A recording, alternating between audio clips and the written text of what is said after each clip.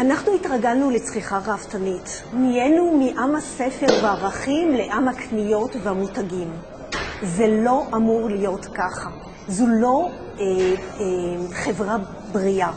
הרבה מדברים על הטייקונים. אם אני באה במיוחד בטענה לטייקונים, זה הצריכה הרעבתנית שלהם.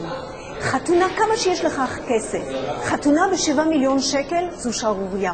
אפשר להקטין את הצריכה הרעבתנית, ולכן ביקשתי אמנה. אמנה שהטייקונים יפסיקו עם הצריכה הרעבתנית. שהדור הצעיר, המעמד הביניים, יבין שכל הסטטוס הזה שהוא מקבל זה לא נכון, וגם התקשורת אשמה.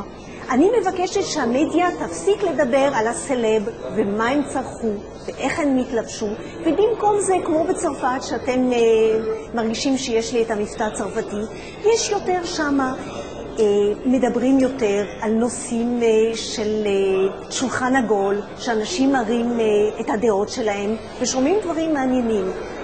גם חברי כנסת וחברי ממשלה, במקום להמשיך להראות את הסטטוס שלהם על ידי צריכה רעבתנית, יתחילו להתנהג בצניעות.